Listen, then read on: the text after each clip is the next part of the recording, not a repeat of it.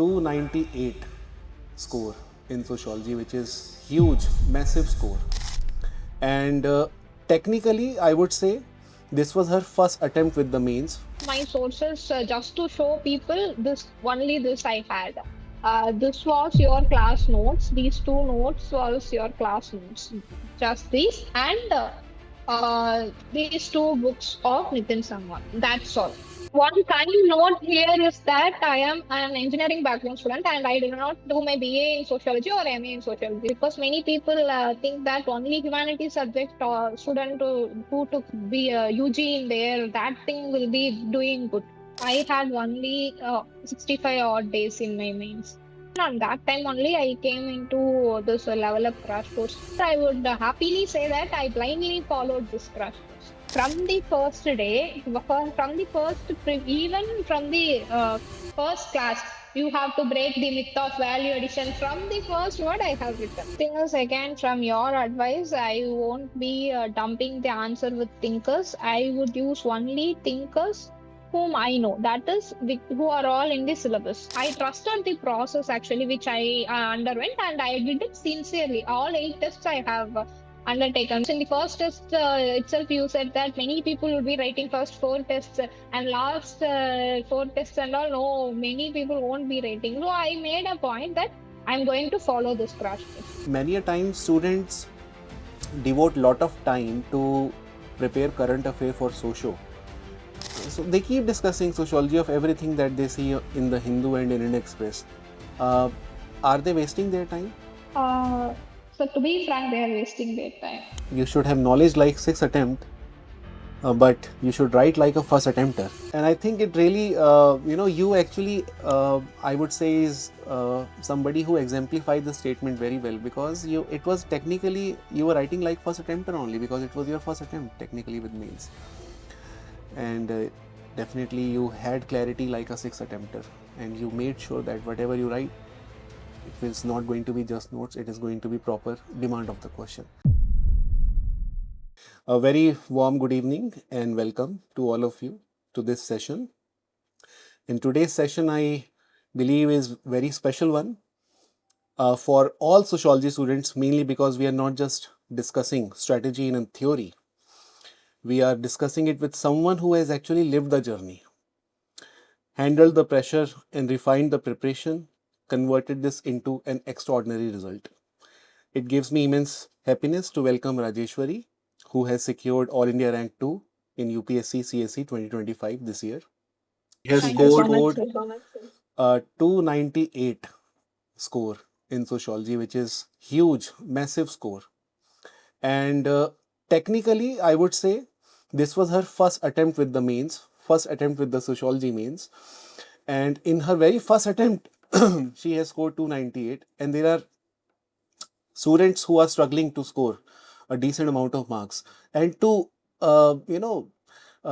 decode this whole idea as to how we can excel in sociology, so Rajeshwari tips is going to help us a lot, I believe. So Rajeshwari, welcome to this session and thank you for joining us. Thank you, sir. Good afternoon, sir. Good afternoon, all. Okay. So Rajeshwari, firstly, we'll begin with this very basic idea of what we call as sources of sociology, like how you prepared your mains sociology. Yes, sir. Yes, sir. Sir, my thing is that I opted sociology in my probably before 2 years only, and I had some basic reading of this Nitin Sangwan. So what I did is I brought my sources just to show people this I had. This was your class notes. These two notes was your class notes. Just these and these two books of Nitin Sangwan. That's all. This is my only source for sociology, and that was not I was a full no, I was not a full length course student, and I was a crash course student only. So that was my only crash course note. That is around 1.5 notes of yours, and this is my micro notes which I made it from your notes and Nitin Sangwan. That's all. My micro notes would be somewhere around 20 to 30 pages in this note. That's all. So I first want to show everyone that please keep the sources limited for sociology because there are flooding of sources and many, as sir have said in the classes, I still remember, don't go behind the solved previous year questions of your optional. There would be a chunk of books, voluminous books. There will be available in the market like 15-20 years solved previous year questions. It won't help. Really, I didn't go behind it and. I didn't find it useful also, sir. Okay. This is my only source.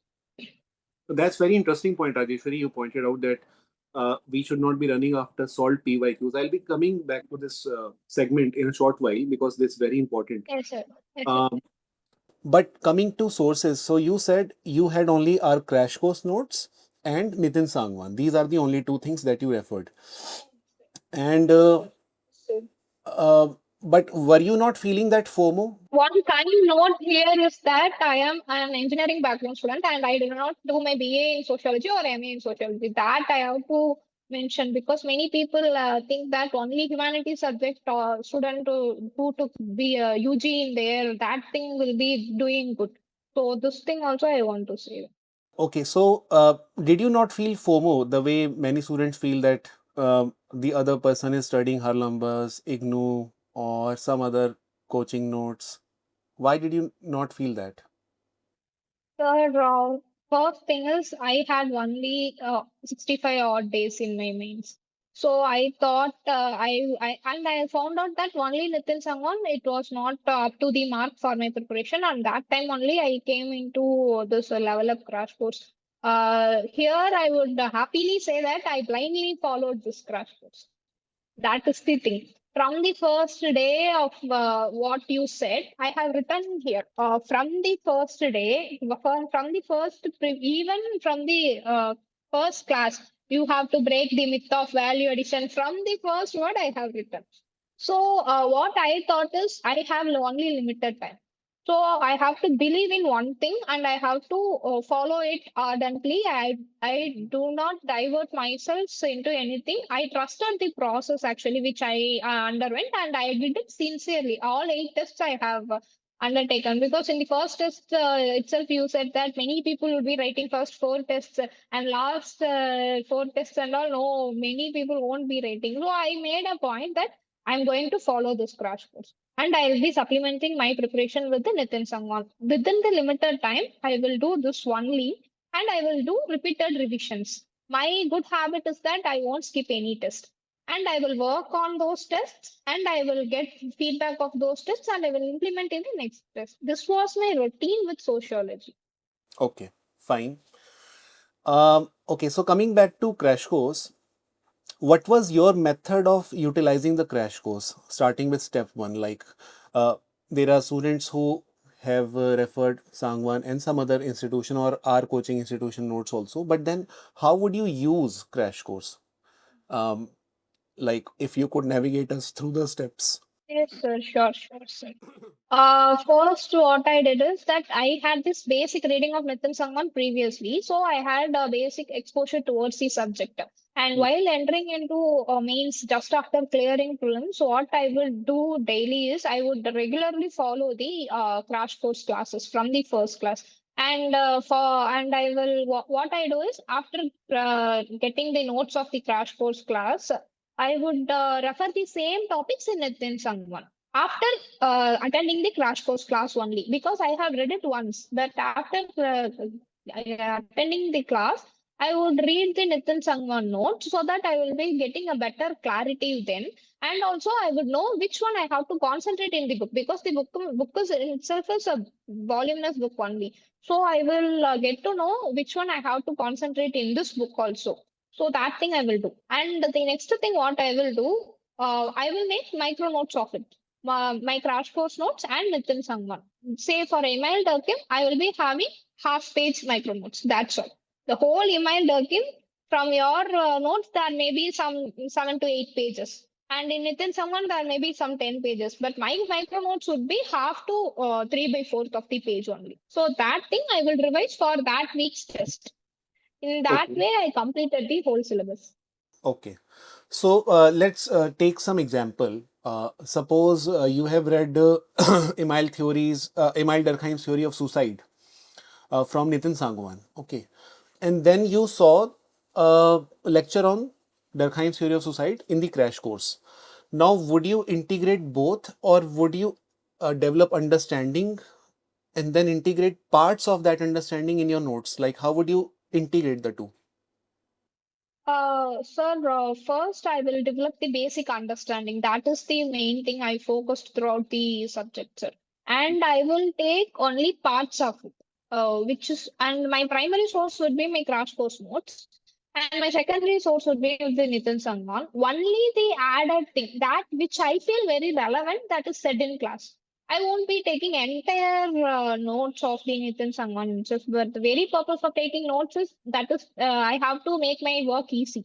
So I would take which part is suitable for me and which is relevant according to my conscience. I attended the class. In that way only I make notes. Okay, fine. So, to sum it up, basically, before the crash course, your primary source was Sangwan, but with the crash course became the primary source, and Sangwan gradually became the secondary. Okay. And the parts which were not covered in the crash course, you studied from Sangwan itself. Yes, sir. Yes, sir.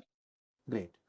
Now coming to the PYQ sessions that we used to take, that we used to organize in the classes. How Yes, would sir. Yes, you sir. how would you approach those questions? Like if suppose a question is given in the crash course, would you wait for the solution, or would you pause the video, attempt the answer, and then see how did we approach it? Last time itself, I mentioned that I would sincerely write those answers in the class because I am listening to the class. Just now, you might be explaining this concept and you are giving a question that too not any institute question. It is a previous year question of UPSC only. So what I will do is, and you have the habit of getting a timer in the class. So with that itself, I'll write, and I have that too in my note. Right before the session, I was referring to it. How vague I was writing initially, but I will sincerely write for those 7 minutes or 12 minutes, whichever timer you have given. I would write for 1.5 pages, 2 pages, the answer whichever comes into my mind, and I would be writing. You will dictate the correct answer next to it. So I will write it is the correct approach. I will put the heading as correct. My answer, correct approach. Correct approach would be the answer dictated by you. Then I will compare those. After the class, just I will skim it and compare those where we are getting diverted or where we are getting deviated from the demand of the question. Yes. And in the due course of time, after 3 4 chapters, my answers and the correct answers got much relevant and they were much similar. So I felt this because this exercise was very helpful to me as we are solving some 3 to 4 previous question in the class itself. So it will bring a practice of writing a previous year question with the right guidance, immediately getting the feedback. It was very helpful for me. Great, great. So, and this is, what has been our target, to make sure that students gradually understand how to approach the demand of the question, because most of the times they end up writing notes, and it becomes, initially very difficult to make them understand how notes is different from demand. So that is the major struggle that we are That's dealing with. a usual thing you will be saying. Don't reproduce the notes. I'll address the demand of the question. Or I would be thinking, what is this notes and demand? And later I realized, okay, we have to modify the notes in this way. Yes, yes. Okay. So, Rajeshwari, you have written all the 8 tests? Yes, sir. I have written all the Great. And now coming to tests, when you would write the test, what would you look for thereafter? Would you look for model answer, or would you watch test discussion also? Sir, initially I was doing those two, but after it, I had some sort of time I have to prepare a GS also, so I would sincerely refer the model answers. Okay. That because for initial 2 3 sessions, I came into track with your thing. So I felt that my model answer, when I refer to model answer, it is sufficient for me. Okay, great.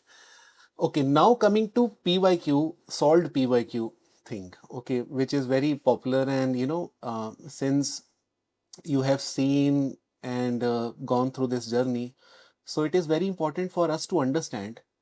Um, I would often say in the class, don't refer solved PYQs.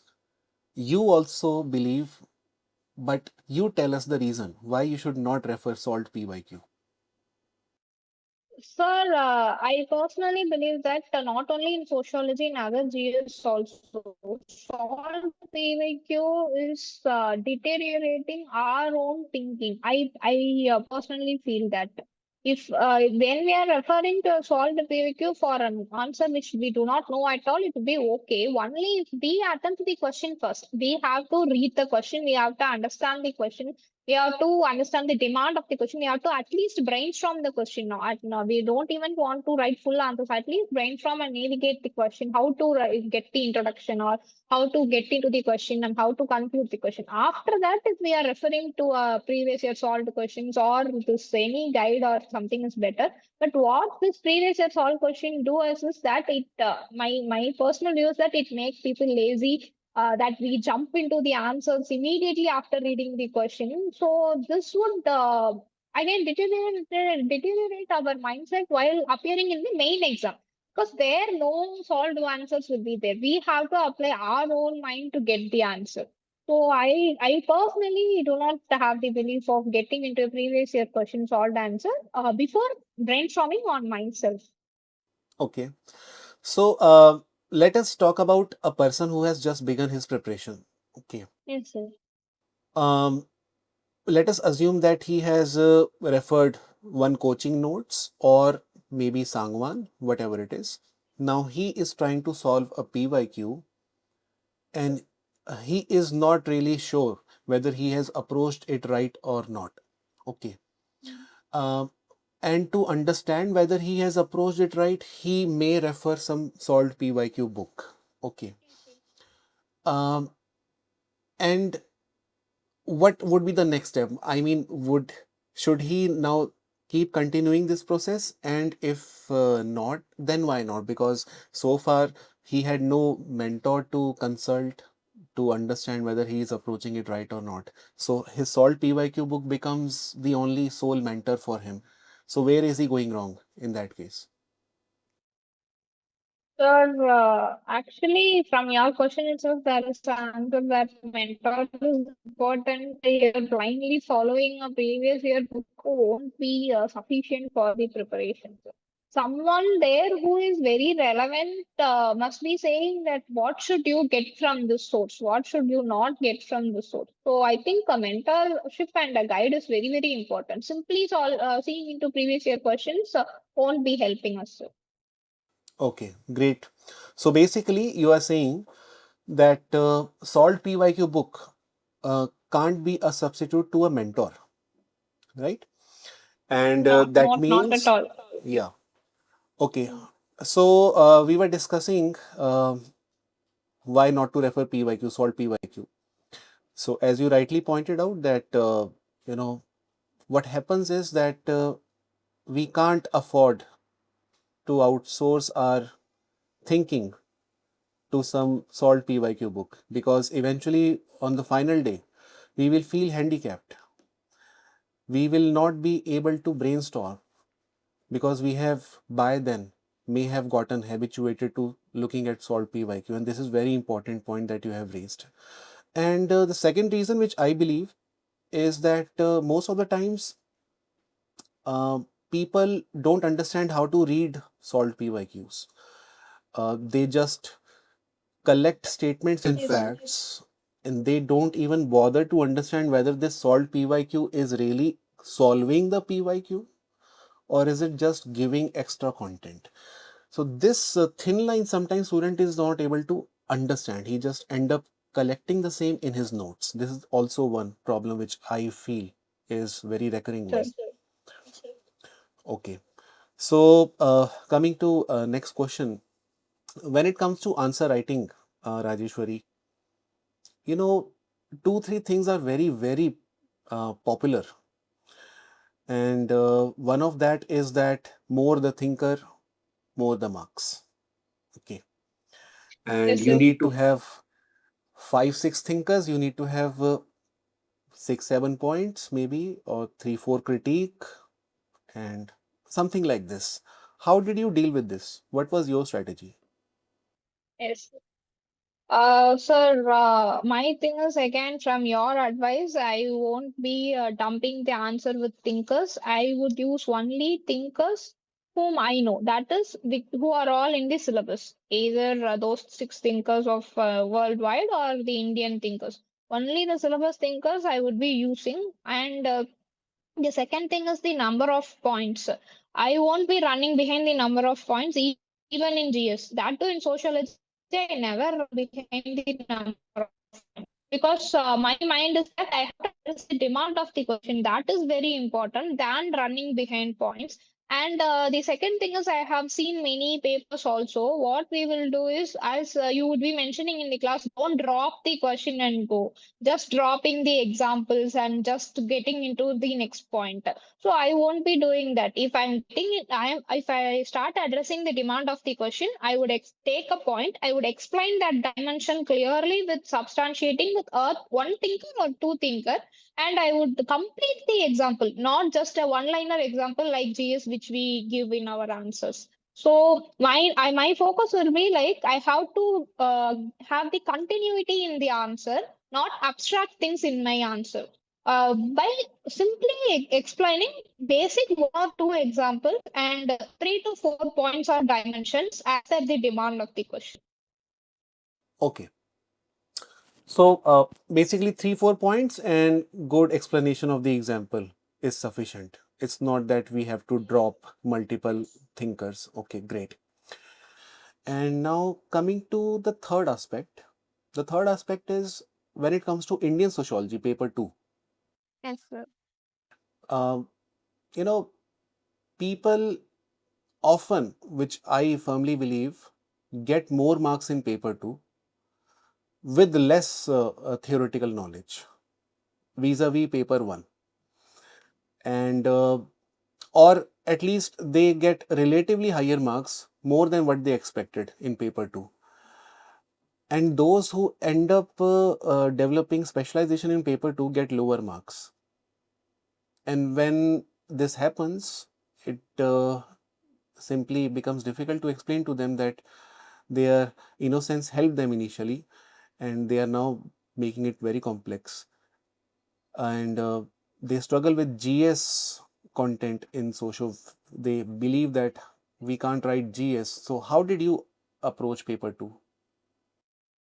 So first thing I did in paper two is that many people will be doing this thing. Paper two is more of dynamic, so we don't want to prepare it at all. But I made sure that we have to have the basic idea of every syllabus words in paper two. Just basic ideas, not too much. And second thing is I won't be running behind this value addition in paper two because it is sociology, it is not GS, so they won't be needing many current affairs based examples and all. What they require from us is this that do we have the conceptual clarity in those topics of paper two. First thing is we should not leave behind paper two as it is. We have to build some conceptual clarity basically. Second thing is we should not be running behind value addition or current affairs in sociology paper two, which we can do in GS. These two things I made sure in my paper two preparations. Very, very interesting point, Rajeshwari. You're saying that we should not be running after current affairs and value addition. And I can see some students already asking, how to cover current affair for paper 2. So it's very important point, guys. Please don't run after current affair for paper 2. Build your static strong for paper 2. And I think paper 2 static, students are very weak with paper 2 static. So what they do is that first 1.5 months or 2 months, everyone will be sitting into paper one itself. And the last 15, 20 days, they are going into paper two, so they can't come able to complete those last chapters. So they leave it and they have this general thing that is spreading in market. We can write paper two without even reading it. Those things, it is very similar to current affairs. It is very dynamic. Those things I don't find that would not be useful at all. We have to have some basic conceptual clarity of those things. That would be helpful. We have to give some good quality time for paper two also than comparing to paper one. Okay. And Rajeshwari, one last question before we switch to the other segment where I would ask you to demonstrate some answer writing for the students. Yes. So my question is, many a time students devote lot of time to prepare current affair for socio, and they make groups, telegram groups, and they discuss sociology of Iran-Israel war. Okay, they discuss sociology of climate change agreement, something like this. Okay, so they keep discussing sociology of everything that they see in the Hindu and Indian Express. Uh, are they wasting their time? Uh, so to be frank, they are wasting their time, in my view, because I didn't do that. First thing is we have to be clear with the concepts and theories of sociology that is in the syllabus. Than running behind connecting the current affairs with sociology, that stunt is not needed for us because in my opinion what those professors they are the elder people and they are very experienced. Those professors, that human element is involved in this correction, so they won't be inspired or they won't be giving more marks who is relating with the current affairs. They will be inspired with the people who simply explain them in simple terms with clarity. So this thing we have to be stick on than getting into the current affairs thing. Those things we can very well do for GS, but it is not needed for sociology per se, in my view. Great. Okay, so we have great clarity on that aspect now that we don't need to run after current affair for socio. Whatever we learn in GS anyway, that is going to be helpful in socio also. You can any Yes, day sir. prepare the same for socio also. No need to prepare it separately. Okay, now Rajeshwari, can you show us some way how to approach any question? If you could, like for example, if you have any question in your mind and show how would you approach it?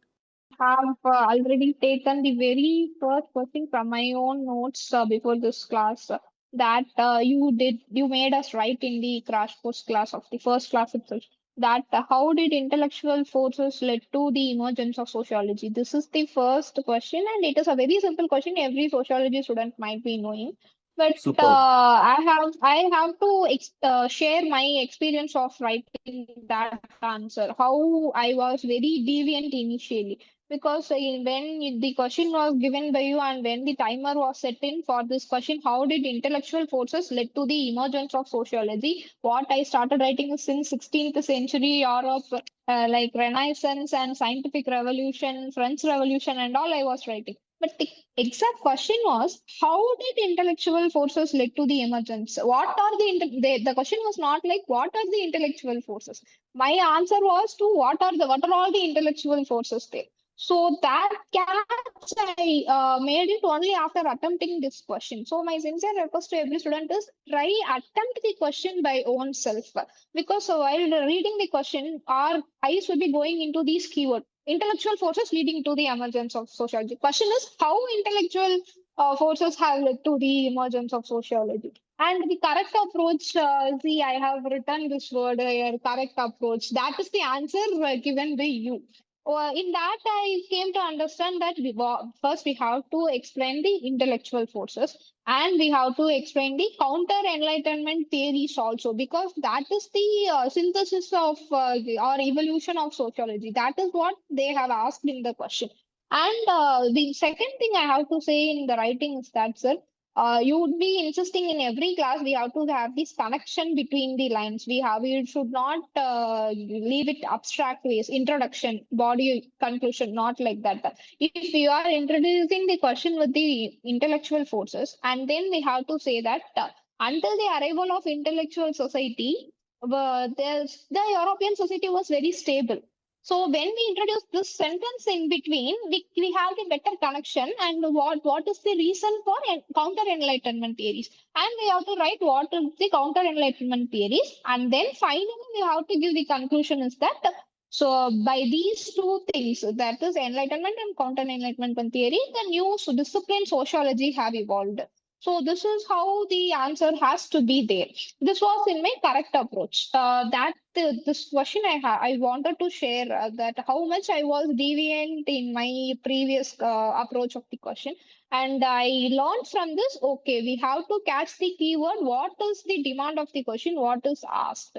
So this is how I feel, and this connecting terms, however, until that like that what was before it and how it is connected to the next context of the question, those one or two connecting lines give us very much clarity in this question and answer, and it will also ease the evaluator, sir. It Yes. won't trouble the evaluator. It would be very easy flowing and he would be awarding marks without even thinking what is he saying, or else we will make a difficult situation for the evaluator so that we will be end up in difficult situation with the lower marks. So I felt that. Very nicely explained, Rajeshwari. Very nicely explained. So, uh, talking about the same question, let's just understand how usually students would approach it. Okay. You also already pointed out that students would end up writing intellectual forces like Renaissance, scientific revolution, everything, but they may not explain how sociology emerged eventually from these. A second approach which students often have in their mind is that they simply write the name of the intellectuals, which means they write Descartes, Thomas Hobbes, John Locke, Rousseau, but they don't write intellectual forces. So they confuse intellectual with intellectual forces. And again, even in this, they don't explain how sociology emerged. And the third thing is that they write everything, but they don't explain in general how these forces, which you pointed out, caused instability in Europe. Mm. Actually, that one line is Yeah, the key line for the answer itself, sir. But def- what we will be thinking that I have written every intellectual forces, I have known some 10 intellectual forces, so the answer is perfect. But that concept we have to be very clearly explaining that is the key of the answer, sir. that is the key, definitely. Because the moment I heard from you that statement, that these forces caused instability, immediately as a reader, I got very impressed. Okay, because now I knew that she is going to write the demand of the question. Yes, sir. Yes, sir. Better we So, can underline the word also, that instability word. Not we have to over underlining the in the answer, because I don't prefer over underlining, but some keywords are there and some twisting points or turning points that will be in the answer. So that if we highlight it, we will just have some free flow in the answer. great. So for the general audience, I will just simply tell one thing: why intellectual forces causing instability was the main point. Because as a sociologist, we look at society as a stable system, uh, and we are interested to know what causes instability in the system and what brings stability back in the system. Okay, this is the basic idea of a sociologist, especially the one who are conservative are concerned about stability. They don't want any sort of instability. So these forces caused instability. In reaction to this, some conservatives emerged who were seeking stability. And the confrontation between the two was actually showcasing to us that social order goes through such kind of periods of upheavals, and sociologists must understand this upheavals in a scientific fashion. So discipline emerged to study what causes social equilibrium, what causes disturbance in the equilibrium. Great. And when it comes to Sir, and one thing I have to just supplement in your this thing, sir. When you are dictating the answer, I felt that the answers would be the lines would be very sharp and crisp. The thing is what you have explained in my notes. I have just written in 1.5 to 2 lines. That explains it in a very crisp manner. It won't be taking much space in my answer also. That was also very helpful because we won't be addressing the demand of the question until the second page, and we will start only addressing it in the second page, and we will be having some what to say, from some 10 to 12 lines in the last half of the page. We will dump the answer there. That will again won't be helping us in getting marks. So that was very helpful for. yeah, because in fact, in most of the cases, sociology develops in the last paragraph without any Yes, context. sir. Okay. Yes, sir. So we simply say hence sociology developed. Okay. And when it comes to paper two, Rajeshwari, how would you solve a question from paper two like this if you were to give any example? For paper two, one sec, sir, I will be referring my notes. Okay, so Or you may even give another example from paper one. yes, sir, I can give another example from paper one. Okay. Does scientific method make sociology a science? Illustrate your answer with Dawkins method. The question was, does scientific method make sociology a science? Illustrate your answer with Dawkins method. And what was my initial answer was that I was writing every theory of Dawkins. And I was explaining that this is how he explained the sociology in a scientific way. But the question here is scientific method is the keyword. Does scientific method make sociology a science? We have to illustrate it with Durkheim. We should not explain the answer, explaining the theory of Durkheim here. That was the mistake I was made earlier, because once we see a thinker as a student, once we see a thinker in the question, we would directly jump into that thinker and we would be elaborating those things. But the question is that we have to illustrate with the Durkheim's method. The exact demand is, does scientific method make sociology a science or not? Just we have to take the help of Durkheim here. What we would do is we would be explaining for 2 pages all the Durkheim theories. See, this is the scientific methods Durkheim have used, like that. That was my mistake here.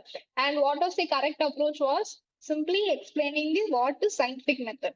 That was the introduction, because they have asked about scientific method. And the connecting line is the main key I have to say to everyone here, because after explaining what is scientific method, how we get into the answer is by these 2 lines. To impart the scientific orientation in the study of the social world, scientific methods were initially borrowed from natural science. So we are addressing like this is what is scientific method, and for what scientific method is used in social science studies, and then getting into the how sociology is made a science through scientific methods. In that, I'm getting emailed him as the example. So I'm doing like I'm exactly hitting the demand of the question. Like I am writing answer with the help of Durkheim's theory. I'm not explaining Durkheim's theory there. So I have to be clear on it. And in the conclusion part, I also must have mentioned about this non-positivism, because their question is, does scientific method make sociology a science or not? So we have to give us short mention of not scientific method fully have explained the sociology. There is another concept, that is non-positivism was also introduced because of Durkheim's criticism is there. So that won't be occupying half or 1 page of my answer, just a short para before a conclusion. And then in the conclusion, those scientific methods were used, human factor is not included there. So to refine itself, non-positivist approach was also included. Like that, if we conclude the answer, it would be a wholesome, it would be narrative story, sir. Okay. So, Actually, I am getting exactly the answer which you have dictated, sir. and the best thing is that you clearly mentioned that Durkheim is not the hero in this question. Hero is scientific method, and Durkheim was just an example, as examiner expects us to write, because usually when a student would see this question, he would, as you rightly pointed out, end up writing everything that he knows about Durkheim and then hence prove that he is using scientific method, something like this. Okay, he may start talking about suicide and all that. So That was the thing I also made. I was writing the suicide, the release, and everything. I was writing that one fetch mark. yeah, yeah, great, great. So I hope students you are able to connect with these issues that generally are experienced by a beginner when he is approaching the question for the first time, and then the very journey of undoing those things and um learning what is required and to adapt to the requirement of the question gradually, because it takes time. It is not one or two class or one or two session, but with regular practice, you get habituated to identify the keyword and understand and maintain patience and maintain a flow in the answer. Okay, Rajeshwari, uh, please tell us that when it comes to understanding aspect of the theories, Yes, sir. how comfortable were you with Nitin Sangwan when you referred Nitin Sangwan? Were you able to understand the core of the theories? Yes, sir. Sir, while reading into Nathan Sangwan directly, it was like very vague for me. So only I was in search of something that would guide me in right way, and I ended up in level up.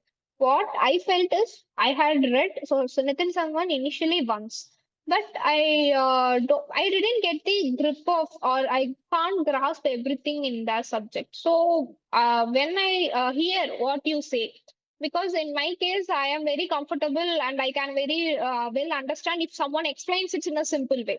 So when I listened to your classes, it was very simple and it was breaking the ice completely. And then I get into Nitin Sangwan.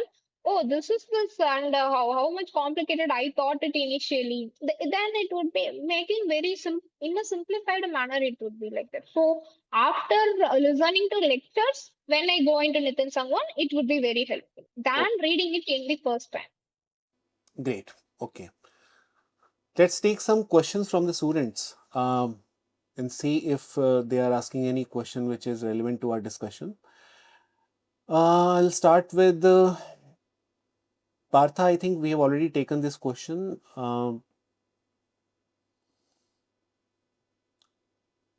Harshita, what are the difference between socially and GS answer apart from thinkers? Apart from thinkers, what else differentiates GS answer from socio? Sir, GS answers would be like that. As I'm repeating that, GS answers are like abstract things for me. There also I will even hit the demand of the question. I would structure in that way. But this connecting lines, this continuity, such things, and also detailed illustration, getting the examples in a detailed way to show that I am very clear in my concept by explaining that example in a detailed way. These things are not there in GS, because there we would be getting into many dimensions. We would be dropping the examples there. As you say in Right. class, we would be just dropping the examples there.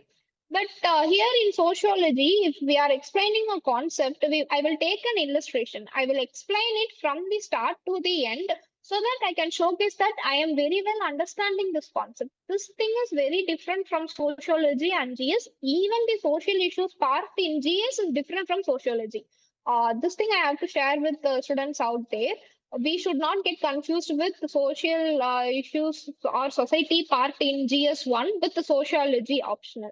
What our sociology students would do, we will think that we will excel in GS1 society paper just because we are a social student.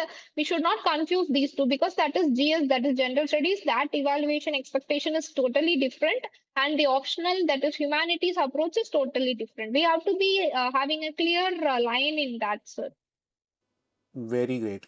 So, guys, what Rajeshwari is saying is that don't treat answer writing in sociology the way you treat answer writing in GS. Because in GS, you actually, as she pointed out, simply drop. You make arrows, you make boxes, you drop, you have way forward, you have nicely done diagrams, etc., etc., and not so detailed explanation, but simply dropped examples with 2 or 3 words. Okay, but in sociology, you follow actually an approach that you usually follow in essay. You complete the sentence.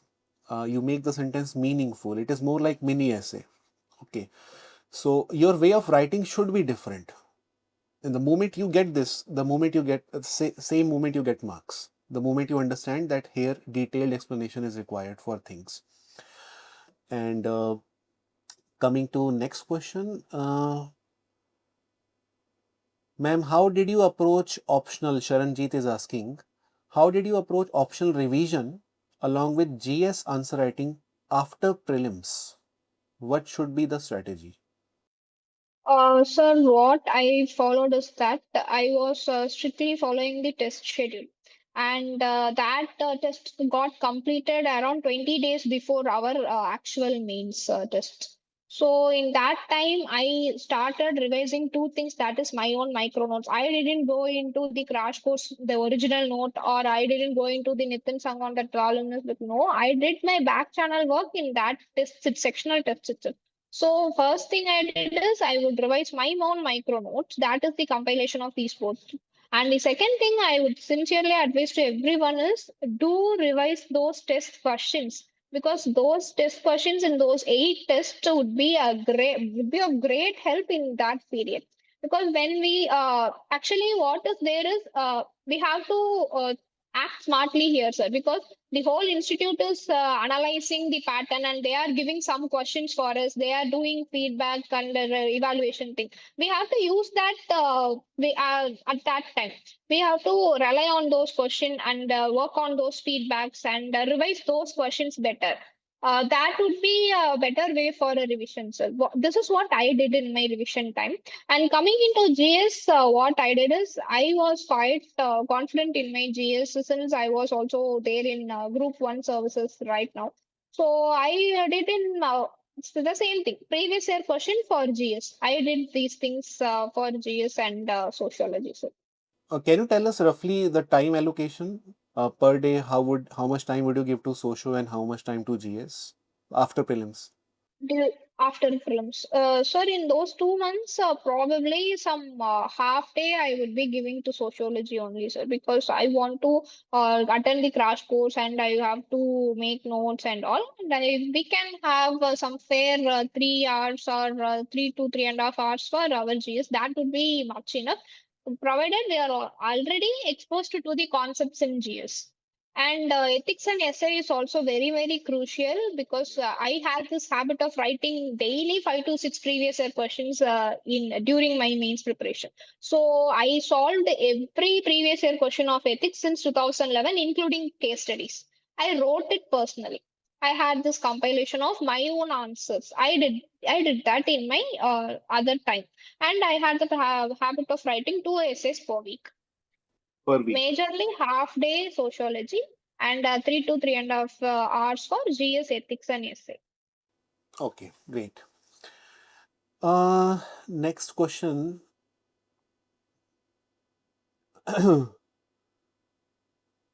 Hmm, Karthik, as Rajeshwari already explained, current affairs importance in paper 2 is not that great. And in fact, you can check the same when you refer PYQs. There will be one exceptional or two exceptional years, 2019 or 2018. Okay. But please understand that those are the questions that you have option to skip, or you have option to prepare those questions and understand framework, basic framework to approach such question. But don't prepare now current affair for social for every topic that you come across in the newspaper. Build the static right, I would say. So one thing I want to add here is that while writing examples in sociology, what what I think that we should not do is that we should not write any example or from the current affairs or something out of sociology. We can even write a better example from our sociology syllabus itself. say we are writing about scientific methods, some would be writing something beyond our sociology syllabus. We can use Email Dawkins studies as the example for scientific methods questions. In that way, we can use Weber in our answers so that we can showcase our evaluator that we are much connecting with our own subject. While quoting the examples also, we are quoting the examples from the syllabus itself. So we would be circling somewhere around sociology itself, not getting diverted elsewhere and going beyond very fancy examples under basic conventional thinker-based example is much enough for that. So in that way, I feel sociology is a easy subject to study. So people are getting complicated. I don't know why. Yeah, so you don't know why they are complicating it. Even I don't know why they are complicating it. Why can't they just keep things simple? This is what the issue is. But anyway, how to answer questions related to section C of paper 2, like urbanization, politics, social transformations. Shachi Gupta is asking this question. So again here, like globalization, urbanization, there will be some basic definition of globalization and urbanization. We have to be clear on it. And I read Nitin Sangwan in that. There, like it's similar. Simply, they have explained what are the factors and what are the causes for it. I don't go into the fact this much percentage is the globalized the world is now. Well, according to this report, the globalization is this much. No, I didn't quote these things in my sociology. I would quote these things in my GS. I would be explaining what are the causes for globalization, what are the causes for urbanization, how the society is getting impacted in it, how the society is getting involved in it. In that way, my approach would be there. If I'm explaining an example, I would take one country or one scenario or one case study which I have read on it, and I would explain those things in 3 to 4 lines, and I would go into the next part of the answers. So this was my approach. Only thing is that we should not get confused with the second paper in the GS approach. Though it may sound dynamic, though it may sound too fancy or modern things, that is having a best connection with the basic conventional sociology part. We have to get that. Actually, it is more simple than getting connected with the current affairs or those fancy things. Yes, yes. And in fact, Rajeshwari, when we were going through some of your answers in paper 2, from that section particularly, those were answers which were very, very simple and to the point. Okay. But what happens is usually when a student would look at that answer, he may think that it is GS, it is not socio. Okay. So what do you have to say about this binary in this head, GS versus, because I personally feel that the reader does not know GS. It is, category created by UPSC students, that person does not know GS. He only knows economics, sociology, political science. Okay. So what do you have to say on this binary? Sir, my thought is that, as you have mentioned, the purpose of this exam is to secure marks. We have to be sure on it. And the primary thing is we have to convince the evaluator. That evaluated group is going to be a professor group. So they are very, very strong in static and basics. We have to convince them in that way. As you said, they don't know this is a GS thing. They don't know this is a current affair thing. They don't know this is something new that is new in market. They don't know. They expect only, array say what is urbanization and explain how it is connected to the society. Their expectation is that much. When Yeah. we jump into explaining those new things to them, they get confused and their mindset would be like, you don't even know to explain the basic thing and you are explaining something which is not at all recommended there. That thing, sir. And the second thing I have to share is that, in my view, for at least for me, I felt that second paper of sociology this year was very vague for me. First paper, I was absolutely confident while writing the answers. It was like another level up test for me, and every question was easy. I was confused which to leave because I know every question there. But in the second paper, it was completely ulta, and I don't know what to pick up. As you said, there are some questions we should not touch them. Actually, we should not touch them. So I left them and I chose them. And during this question selection confusion, especially in paper two, when the topics seem to be very dynamic there, we should not be dragged away in that moment. And my focus was to either it is whatever it happens, I should complete the paper first thing. And the second thing is, it is okay if it looks like a GS. I will try to like write in a sociological way. It is okay that if it looks like a GS for me, that is not a matter for me. Those things and all those advice I had in your class itself. If it is okay if it feels like GS, just write the demand of the question and complete the answer. The that thing I have to mention here, sir. Great. And also, students, please understand that GS is not a subject. GS is culmination of all the disciplines. So if you study inflation in GS, it is actually an outcome of study of economic sciences. Okay, so studying inflation does not mean you are studying GS. It is simply economics. Okay. Similarly, when you study urbanization, it is not just GS. It is sociology or geography, whatever aspect you choose. So don't bother a lot about this binary. Just focus on the demand of the question. Next question is. Shachi is asking, I don't know if you approached this question and how did you deal with this if you did. There was a question this year in paper 2, SDG, Sustainable Development Goal, that came in the exam this year. I didn't approach that question, sir. I Okay, just left it. very nice. So, Shachi, she simply skipped it, and you would also have the same choice to skip it. In case if this question, there have been times when some factual question which you may not have prepared for, although this can be approached, but still, some other factual question like Leela Dubey seed and earth or something like white head on cast. If such questions come in compulsory, what would you do? Would you skip it or would you write something? Sir, if it comes in compulsory, I would definitely write, sir, because when we ought to write it. So only they have placed it in compulsory question. They want to test us if it something is thrown on us, whether we are handling it or not. I would write genuinely in that sense. Also, I would think whichever is the demand of the question, I would address that in my own way, which I am used to or I know. So I won't be skipping any compulsory questions. My first priority is to complete the paper, and in a way which I believe that I am hitting the demand of the question. This comes through ardent practice while writing the test series and getting into feedback. This confidence we won't gain on the day of the examination. This thing we Hmm. have to get it by writing many tests, by facing new questions in the tests, by framing the answers right there in the exam hall thing. So this practice only makes us very confident to choose questions in the exam. Sir. Okay. Also, Rajeshwari, please clarify to students how many pages do we have to write these days for 20 mark questions? 3 pages only, no, sir. 3 pages, right?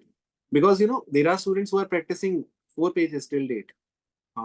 So it is very Oh. important that we must So as I said before, sociology is a very, very good, very, very simple optional. It is like a very good option, very simple optional. We can approach it in a very positive way. I don't know why people are very complicated because it's very simple to understand if someone explains it properly. And there itself, there are many examples are there, so we don't need to go search for examples out of the subject. So it is very good subject to have.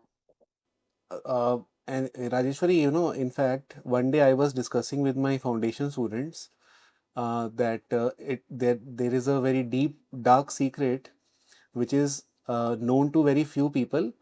It should not become public. That in most of the other optionals there are 4 pages for 20 mark. Yes, sir. True, sir. Comeback students and all, they will be complaining we are having 4 pages and you people are having only 3 pages. This advantage actually we have to use it smartly in framing the answers. Yeah. Just before brainstorming or just before writing the question, that time or for a few seconds or half a minute, we can invest in that way for properly structuring the answers. Yes. In fact, it helps us save our time also because If we have only 3 page for 20 mark, that means we have to write 6 page less than others. And saving 1 page means saving, I would say, 3.5 minutes. 6 page means 20 minutes we have saved. We are 20 minutes ahead of other optional papers.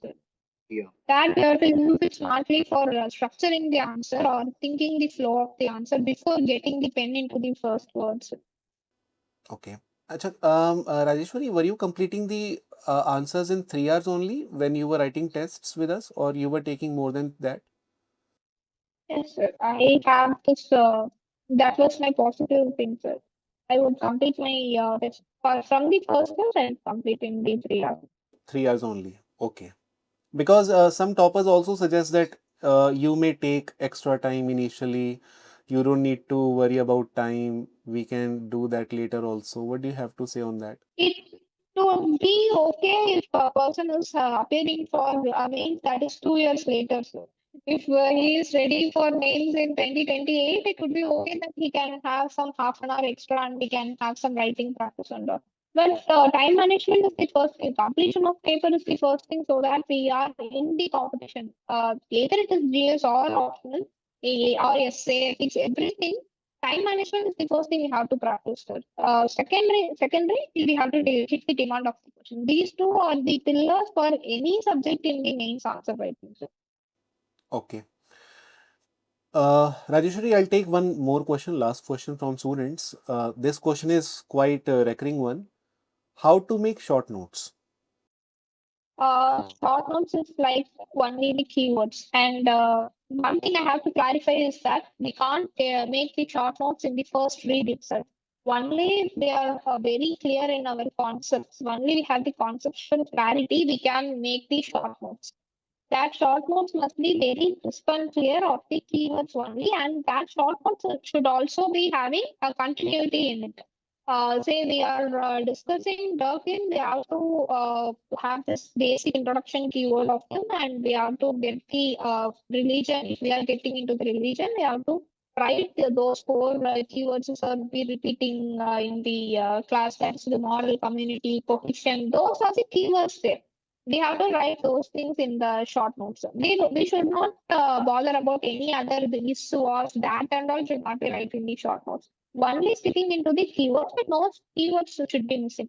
This thing only after getting the conceptual clarity. While we are seeing our short notes, we have at the back of the mind, we have to be connecting with those things. That way, that will be appearing only after some multiple readings on it. Okay. So basically, in the short notes, we don't have to worry about long sentences. We must be concerned only about keywords. But when we are writing answer, then we must be concerned about writing sentences and not just dropping the keyword. So this transition actually becomes difficult for many students, but you rightly said that these two are different things. And did you incorporate diagrams in your answers? Uh, I don't remember incorporating diagrams in my answers at all, sir, because I feel it is not necessary for sociology. Maybe some one or two questions that I could remember right now is that sociology versus common sense. That is a diagram that is permanently there in Nitin Sangwan. Everyone will be having that in their answers. Sociology, Nitin Sangwan. Some cycle will be there. Yeah. And also this progression of family systems, one concept is that so that can have the cycle diagram of the family systems. uh, very few diagrams I have studied in sociology. I did not go into this again this fancy things of sociology or drawing graphs or maps in sociology. No, no, I won't advise it at all. Please hit the demand of the question, write it with the conceptual clarity in simple words with continuity, the flow of the answer. This is the whole thing for sociology. Great, great. Um, some students are asking for your micro short notes of sociology. Have you made any platform, Rajeshwari, where you could share your notes? Any Telegram channel or something like that? Are you planning to make No, anyone? sir. I do not have this yet, sir, but I may do it in future. Sir. I'll Sure, note it for that. sure. And one thing, my personal suggestion is micronotes should be made by the person itself who is studying. Definitely. It won't be clear for any student. Maybe it may sound that the stopper has taken this much marks, and while jumping into her notes or his notes would be helpful for me. Micro notes in that way, that too in sociology, as you said, micro notes would be keywords, but in the answers we have to explain it in sentences. So it must be a unique thing for every student there. That's, yeah, exactly. In fact, I also suggest people to prepare their own short notes, because there are ample amount of notes available in the market of toppers from different respective years. And I firmly believe that you may get the notes, but you may not get the hang of Connection with the notes. connection with the notes. Okay, and for that you need to have your own notes. In fact, you prepared your own notes despite availability of so many already existing toppers notes, which shows that until you feel connected, you can't feel confident about your preparation, and which happens when you prepare your own. So this is very important, guys. Please prepare your own short notes, and good short notes comes with good understanding. I feel better the understanding, becomes the note. But don't just copy the notes into answer. It has to be well explained with continuity, as Rajeshwari pointed out.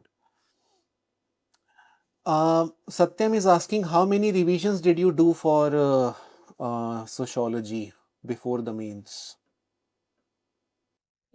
Uh, Sir, I did two revisions before GS.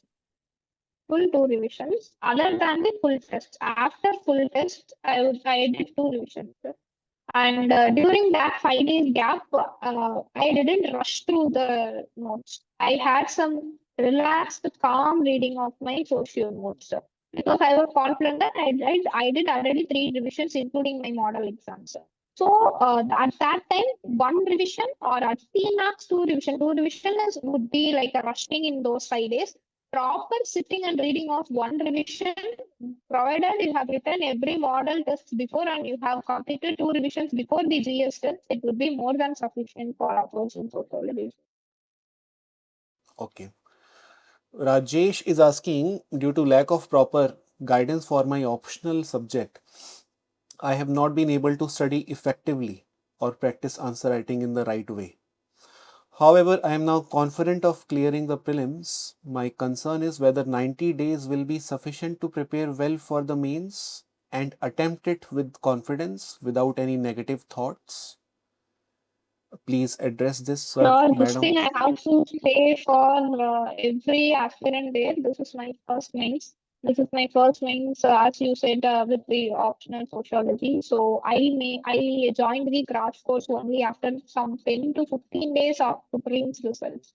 And I did it, and I made it only. So it is not that after getting the rank I am speaking this because uh, coming into civil services means one thing is that we have to be very clear in our preparation what to choose, what not to choose.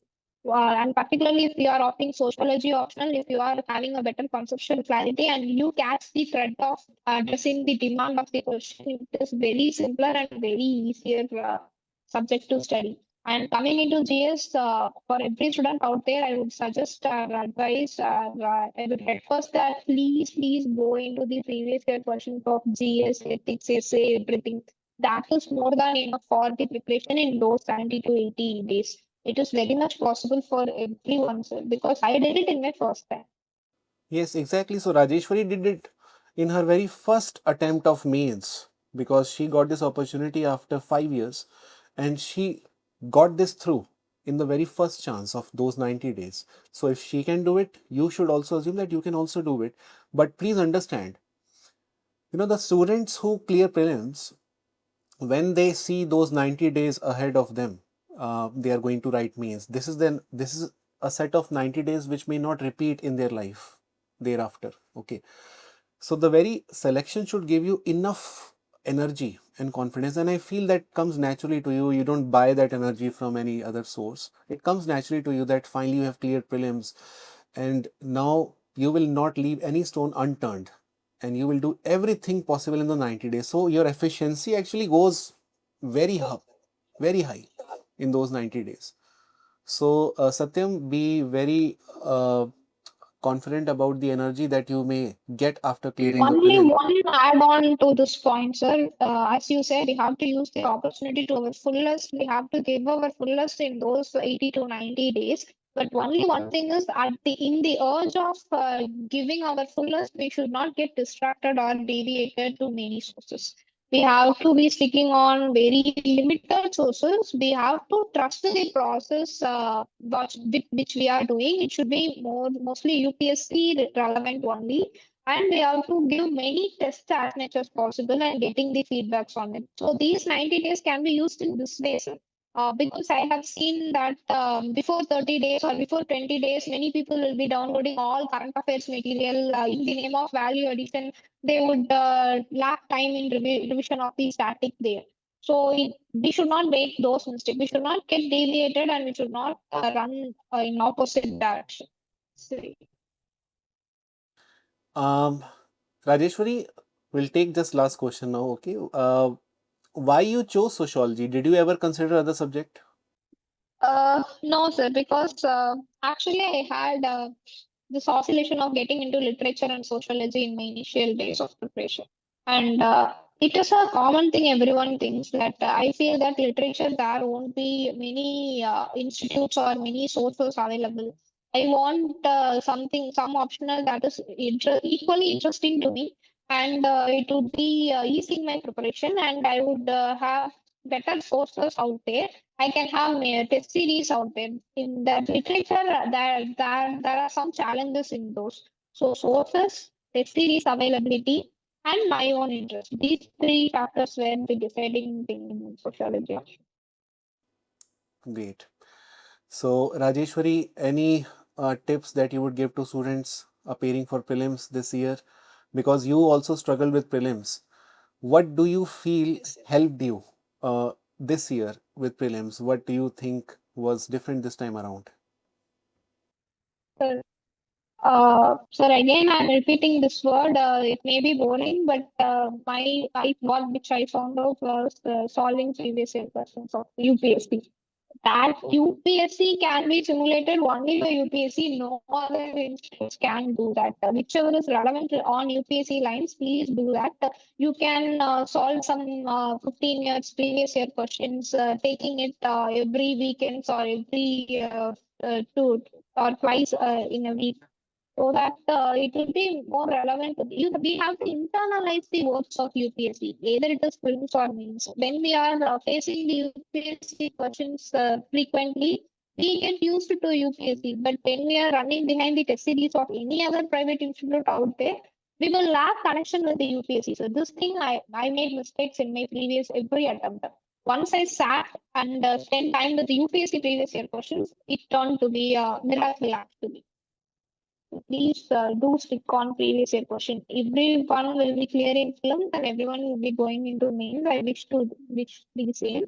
And in there also, please stick on to previous year questions. So PYQ is the ultimate strategy, guys.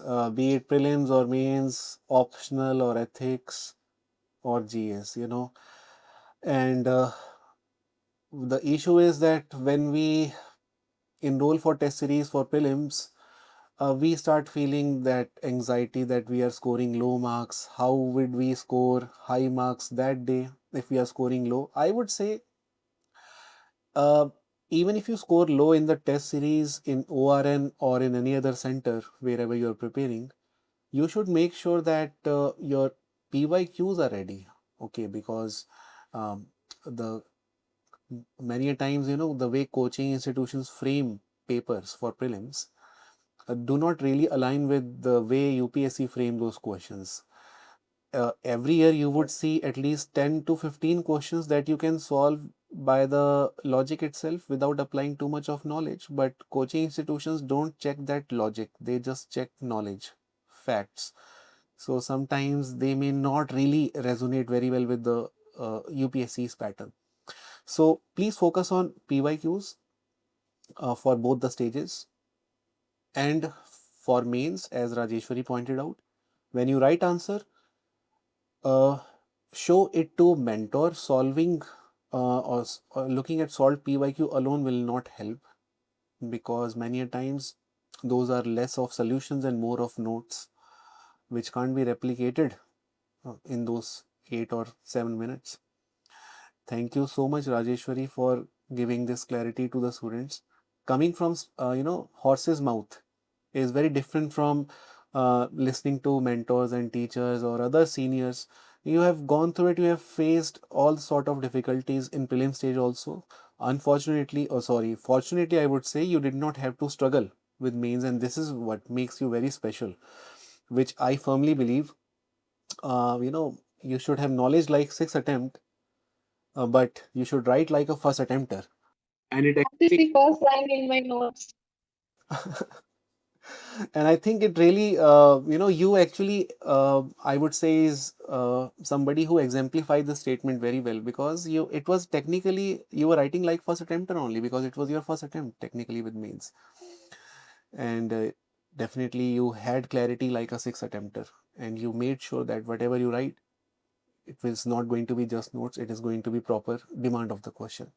Thank you, Rajeshwari. You deserve this rank My and you deserve. personal thank you to you, sir, because I don't know that I'm really grateful for this thing, because I was suggested from my friend who got last year service. He opted for the sociology in his last attempt, and he attended level up class course.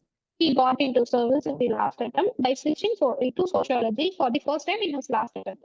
So Raja he Prabhu. only suggested me. Yeah, yeah, yeah. Raja Prabhu, yes. Yeah, yeah. He only suggested me that you go there and it will be very helpful. So I'm very thankful to him.